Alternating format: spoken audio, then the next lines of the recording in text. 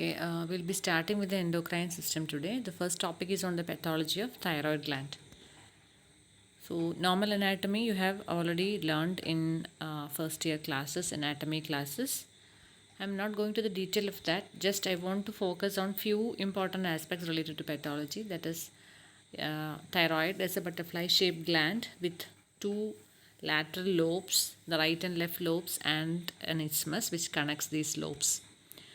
Now, the normal weight of thyroid gland is around 15 to 25 grams, and microscopically, you have different multiple follicles, which forms which forms lobules. Lobules are made up of multiple follicles, and these follicles contain colloid. Okay, and these follicles are lined by cuboidal to low columnar epithelium. Okay, and you have different proteins inside this colloid, including thyroglobulin. So you have the normal histology here. Plenty of follicles filled with colloid lined by cuboidal epithelium. Okay, and the physiology, again, the hormones, thyroid hormones, they are generated as a result of the influence of your TSH, and in turn TSH is again secreted from the pituitary in response to the thyrotropin releasing hormone from the hypothalamus. So that is the pathway, and the thyroid hormones are T3 and T4. All these you have learned. Now moving on to the pathological aspects. That is, first one is hyperthyroidism, another thing is hypothyroidism. That is a basic hormonal fluctuations or hormonal pathologies you can get in thyroid. Now there is a hyperfunction, and of these it can be either primary or secondary. Primary means something there will be intrinsic abnormality inside the thyroid gland, and secondary means something the pathology is in something outside the thyroid gland. Now, thyrotoxicosis or a hyperthyroid state is a hypermetabolic state. That means, because you all know that thyroid controls the basal metabolism of our body, and it has influence on almost all the systems. So it is a hypermetabolic state with elevated T3 and T4 levels. So what are the common causes of hyperthyroidism? The one common cause is a diffuse hyperplasia. Diffusely the gland is enlarged or hyperplastic, which is associated with the autoimmune condition known as Graves' disease. Another thing, not very common, but you can get MNG getting hyperfunctional. MNG, that is a multinodular goiter, which is over functioning. Another thing, this is also rare, that is an adenoma, which is a benign tumor of thyroid getting over functioning. So that are the causes. Now, what are the clinical features that you have already seen in your first year? That is the clinical feature of hyperthyroidism. So I'll be just rushing through it. It is a hypermetabolic state with overactivity of the sympathetic system. So there will be increase in basal metabolic rate.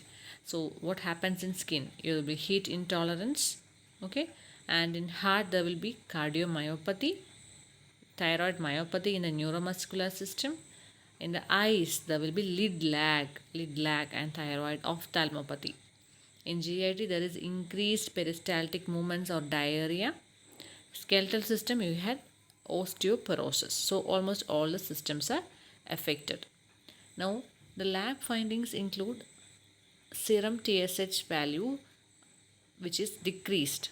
Okay, so in response to the increased thyroid T3 and T4, TSH will be lowered. So free T4 and T3 will be elevated. Okay, so in secondary causes, that is secondary to some other causes, TSH hormone level can be normal or increased. Okay, so that is about the clinical features of hyperthyroidism and some lab findings. Now the same thing about hypothyroidism. You know that hypothyroidism, the few manifestations of hypothyroidism in adults and children, they are termed as cretinism and myxedema. So that is again a defect in the hypothalamic pituitary thyroid axis. Same this thing, primary, that is usually there will be some intrinsic abnormality, whereas secondary is due to a pituitary disease. So, what are the primary causes? The most important cause is thyroid agenesis. In few individuals, there will not be thyroid tissue at all. That is a developmental cause. The next is thyroid hormone resistance syndrome, in which you have high thyroid hormone which is resistant to the thyroid tissue. So that results in a state of hypothyroidism. Now, next one is post-ablative, after surgery, surgical removal of thyroid gland, or after radiotherapy, we will not have thyroid or to secrete the thyroid hormones. Now, autoimmune causes of hypothyroidism include thyroiditis, that is Hashimoto thyroiditis. Here you have inflammation of the thyroid gland which results in hypothyroid state. Now, another important common cause is iodine deficiency. Iodine deficiency, some drugs like lithium and iodides interfere in the thyroid hormone synthesis. Congenital biosynthetic defect, which is one of the rarer causes. Now, coming to secondary causes, I told you that's because of hypopituitarism and pituitary related problems like tumors, pituitary necrosis, postpartum, traumatic pituitary involvement. All these results in secondary thyroid deficiency. Tertiary is something related to hypothalamic causes. Any diseases of hypothalamus, tumors, infiltrate diseases, etc. etc. Now, moving on to the first clinical manifestation of hypothyroidism, that is that cretinism, which is usually seen in infancy or early childhood. So, those cretin child will have impaired skeletal and CNS development, severe mental retardation. So, thyroid hormone deficiency results in severe mental retardation, short stature, and some coarse facial features. That one among those facial features is protruding tongue, and umbilical hernia. Now, another thing is mothers with severe thyroid deficiency during their pregnant state, that results in a childhood cretinism with severe mental retardation. So, this is a feature of a cretin child, protruding tongue and certain facial features which are characteristic. Now, myxedema is same thing, that is a hypothyroid state which you see in adulthood. Again, as you all have learned that the features of hypothyroidism, all of this will be there in myxedema. Mental sluggishness, sluggish activities, physical as well as mental activities, overweight, slowing of speech, intellectual function, intolerance to cold, shortness of breath, and decreased exercise capacity. Now, myxedema, why there is myxedema means there will be deposition of matrix substances like hyaluronic acid, glycosaminoglycans, etc. in the connective tissue. So, that leads to this edema or enlargement of the connective tissue area. Okay. Now, moving on to the manifestations which you see in Graves' disease, that is hyperthyroidism. We have seen Graves' disease is one of the example of hyperthyroid state. So that is the most common endogenous hyperthyroidism. Now, what are the clinical triads which you see in Graves'? One is hyperthyroidism with enlargement of the thyroid. The second one is exophthalmos or infiltrative ophthalmopathy. The third one is pretibial myxedema or infiltrative dermopathy. So these are the clinical triad related to Graves' disease. Okay. So that is hyperthyroidism, exophthalmos, and pretibial myxedema. Of this, please note that here there is pretibial myxedema. That is not seen in myxedema. It is seen in Graves' disease. Okay. So that point you have to remember. So this is the exophthalmos associated with hyperthyroid Graves' disease. Now the clinical features, it's usually seen in females because it is an autoimmune disorder. You see it in females of around 20 to 40 years. The genetic factor associated has a strong association with HLA-B8 and HLA-DR3.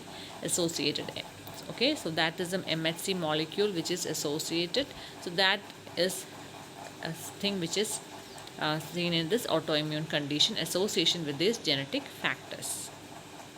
Now, as you know that it is an autoimmune disorder, you have antibodies to our own cells.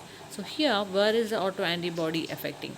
Here, the autoantibody is against our TSH receptor. That is, there are a lot of antibodies here involved in Graves' disease. The first one is thyroid stimulating immunoglobulin. That is the first autoantibody, thyroid stimulating immunoglobulin.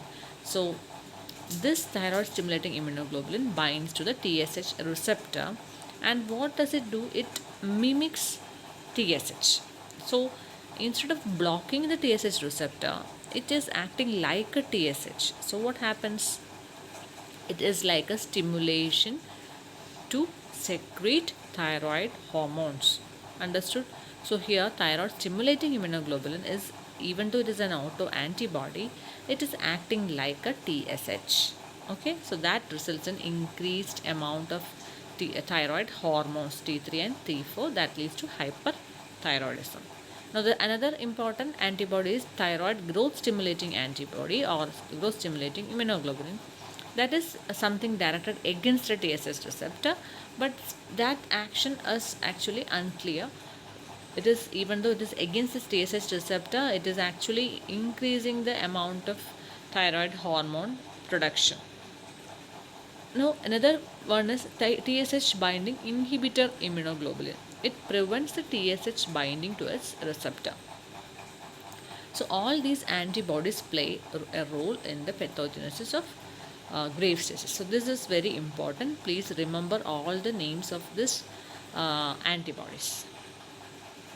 Now ophthalmopathy in the Graves' disease is something important to learn. That is retroorbital connective tissue which is affected here, and that connective tissue is actually the amount of that connective tissue behind the orbit, that is retroorbital. So that is increased in Graves' disease, which causes a protrusion of the eyeball. Okay, so how is it increased? It is increased by in different mechanisms. Either the one of the mechanism is infiltration by mononuclear cells.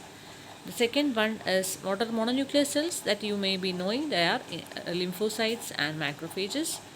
Now here another theory is edema and swelling of the extraocular muscles, increased extracellular matrix components, also fatty infiltration. All these things aids in the increased amount of connective tissue in the retroorbital area, and this displaces the eyeball forward.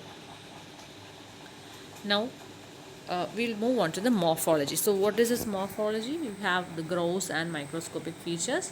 So grossly, thyroid itself will be enlarged with a meaty appearance or beefy red appearance to the thyroid, beefy red or meaty appearance, with microscopy showing diffuse hypertrophy and hyperplasia of the thyroid gland. So the follicles will be hyperplastic with crowded cells. Sometimes you can get pseudopapillae also. Now this is a diffuse enlargement of the thyroid gland. So diffuse enlargement. Okay, and certain the papillae will be like that. The papillae is such that it has a difference from the papillae you get in papillary carcinoma. So what is the difference? It will have pale colloid and scalloped margins. Just remember this point. If you remember this, it is well and good. Otherwise also it's okay. Otherwise you have to remember that there is diffuse hyperplasia of the follicular cells. Okay, and another few other associated features are generalized lymphoid hyperplasia, and also in heart you get hypertrophy, orbital edema, dermopathy, etc. So these are the additional features. Now this is a microscopic feature. You get diffuse hyperplasia.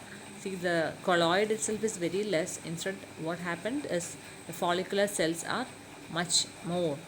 You are seeing some papillary structures here, but it is having more number of follicular cells and it is not having the other features of papillary carcinoma. It is not a carcinoma, it is just a hyperplasia of the follicular cells. Okay, so these are all the papillae which with the scalloping of the borders. You can see that white spaces here. So all those spaces which you see here, the whitish structures, all these are the scalloping. Okay, so please remember the triad for this. And in thyroid, you if you palpate and if you auscultate, you can get an audible bruit. Bruit is nothing but a sound which you hear because of an increased blood flow to that area. So you see in Graves' disease, because the hyperplasia is there, the gland is proliferated, so you should get increased blood supply to that organ. So from the thyroid arteries, you will get a bruit if you auscultate with a stethoscope over the thyroid. Okay, now other features which will be same as all other cases of hyperthyroidism. There will be increased T3 and T4 and decreased TSH. Radioactive iodine uptake is also increased. Radioiodine scan shows a diffuse uptake. So all these are the lab findings. Now this that completes Graves' disease. Graves' disease is a short note question for you. Now diffuse non-toxic goiter is it's not a theory question topic, but still for your clinical knowledge, you can learn that is even though it is diffuse enlargement of thyroid, it can be non-toxic, or it can be even euthyroid also. Okay, so the entire gland, even though if it is enlarged, it need not be always hyperthyroid. So that's the point which we want to convey. So please understand that it is it is not necessary that a diffuse enlargement of thyroid is always a toxic one. It can be non-toxic also, and it can be even hypothyroid also. Okay, so that is the importance of this diffuse non-toxic goiter. Clinically it can be euthyroid. Okay, so that is the significance. Now moving on to another important topic, that is multinodular goiter. It is the irregular enlargement of thyroid gland. This is the most common swelling which you will be seeing when you go to surgery wards. Plenty of patients will be presenting with multinodular goiter. They are nothing but irregular nodules you see over the thyroid gland. Thyroid gland will be enlarged to huge size, okay, more than even 2 kilograms. And what is the effect of this MNG? It obviously it will affect the underlying structures. It will cause pressure effect over the midline structures, and it can be a hormone secretory, or it can be euthyroid. Okay, so it is asymmetric enlargement or everything I told you. And what is the histological feature? You get colloid, you get big follicles. I have shown this things in your practical classes. Big colloid filled follicles, abundant colloid which stretches the follicles, and they are lined by flattened cuboidal epithelium. Okay, so this is the appearance. You see multiple colloid filled nodules of varying sizes. Okay, so this is the abundant colloid filled follicles. So that is the importance. The mass effect produced by this multinodular goiter is the important feature. Now moving on to the next topic, that is inflammations of the thyroid gland. Inflammation of the thyroid gland are of different types. Of these, you have to remember few things, few topics thoroughly. The first one is the granulomatous thyroiditis. Okay, another one is the lymphocytic thyroiditis. So Riddles also can be asked, but that is usually as a 2-mark question. Okay, we'll move on to all these things. Infectious is one entity, granulomatous is another, lymphocytic is, and Riddles. Of this, you get subacute thyroiditis in granulomatous and lymphocytic. Subacute. Now, what is this Hashimoto thyroiditis? Hashimoto is a big 8-mark question for you. Okay, and also you have a specimen as well as slide for your exam, for your practical exam. So Hashimoto thyroiditis, you get autoimmune destruction of the thyroid gland. It is an autoimmune condition. So under thyroid gland, you have learned one autoimmune already, that is Graves' disease. This is the second autoimmune condition in thyroid gland. It is autoimmune destruction of the thyroid gland, which leads to gradual thyroid failure. Usually seen in females, most of the autoimmune conditions are seen in females. And it has a strong genetic association, HLA-DR3 and HLA-DR5 it is associated with.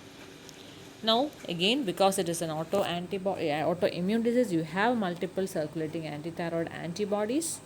What these antibodies do, they cause depletion of these follicular epithelial cells.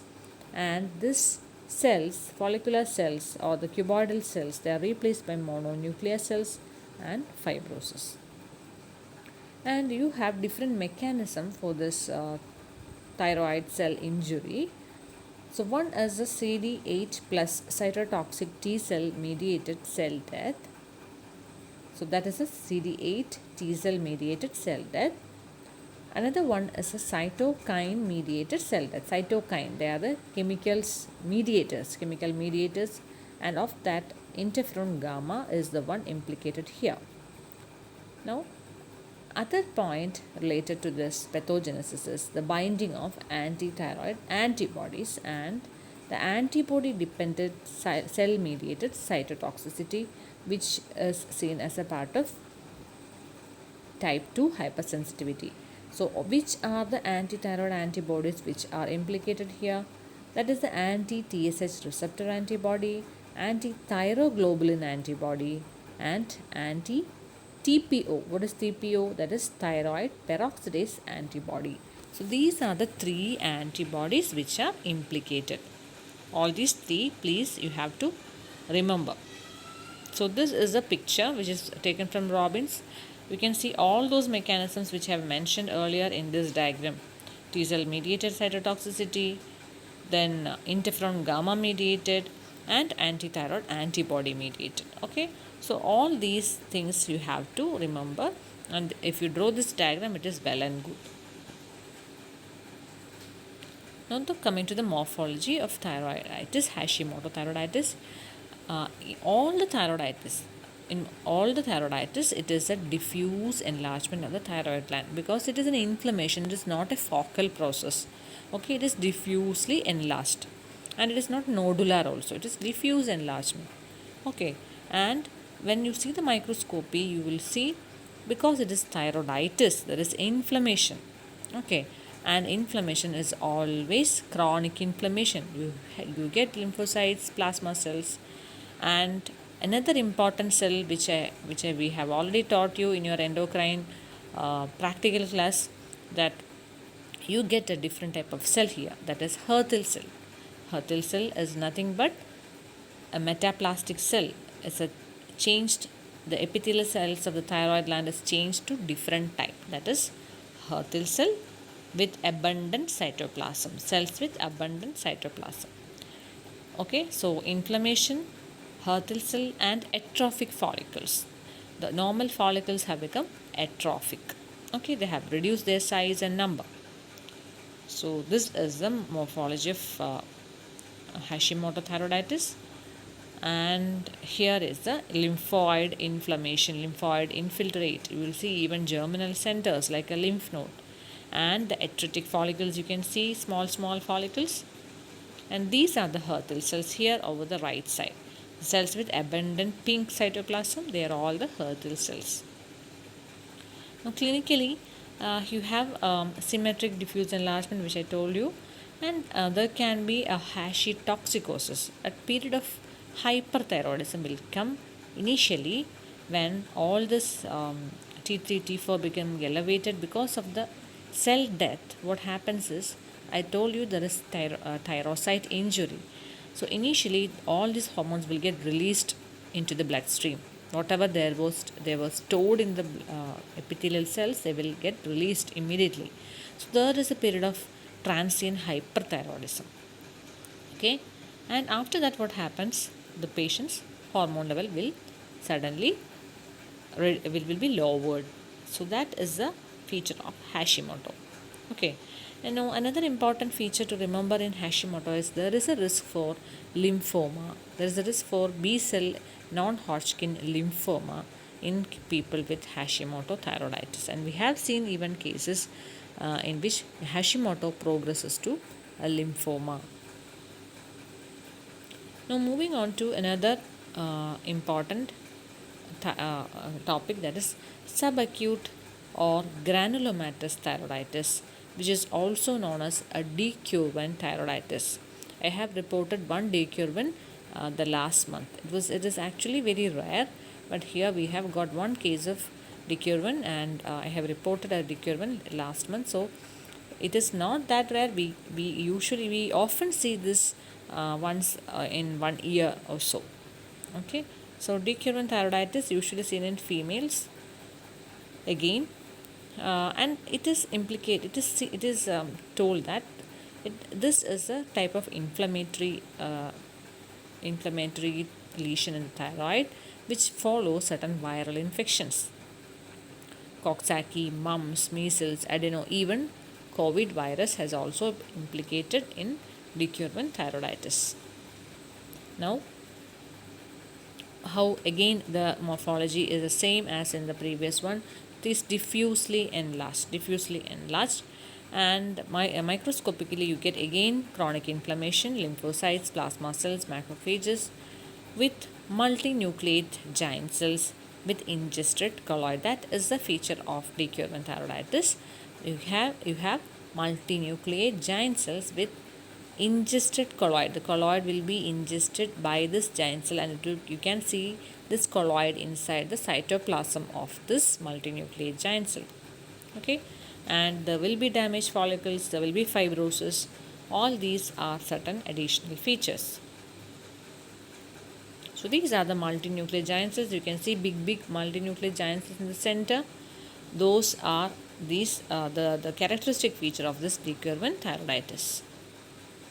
Another clinical feature to notice, this decurvent is painful for palpation. So that is a painful enlargement of thyroid. Only very rare swellings in thyroid cause pain. Otherwise, most of the other thyroid swellings are painless. Okay. So here you have fever also. So sometimes clinicians think, okay, this is some infectious thing with fever and pain. So that is a mimic. Okay. And high T3, T4 with low TSH, that is a hyperthyroid condition. Now this is another entity, that is subacute lymphocytic thyroiditis. This is not decurvent, or this is not Hashimoto. This is some other type which cannot be categorized under decurvent or Hashimoto. Okay, that we call it as simple lymphocytic thyroiditis. Just there will be lymphocytic infiltration, no other features.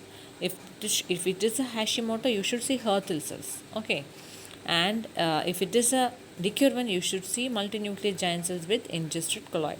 If you don't see all these two features, only lymphocytes, then you call it as subacute lymphocytic thyroiditis. That is the clue. Clinically, again, it will be hyperthyroid. Now, what is Riedel's thyroiditis? It is actually a differential diagnosis for a malignancy of thyroid. So, why it is put as a differential? Because clinically, on palpation, this thyroiditis is very hard and fixed. So, this is hard and fixed swelling with extensive fibrosis. So, this fibrosis results in the fixed nature of this tumor. So, it is very hard and fixed, which mimic a malignant tumor. So, that is the feature of Riedel's thyroiditis, and that is the importance of learning this Riedel's. Now, another thing is palpation thyroiditis, which is actually rarely seen, but it is usually produced by medical students in second year. So, second year students will be eager to palpate a thyroid swelling. Wherever they get a thyroid swelling, they will be running and palpating. So, this palpation itself causes some follicular damage in the patient, and that will create a mild diffuse swelling. Okay, So that results in palpation thyroiditis. Okay. So that completes the non-neoplastic lesions of thyroid gland. Thank you.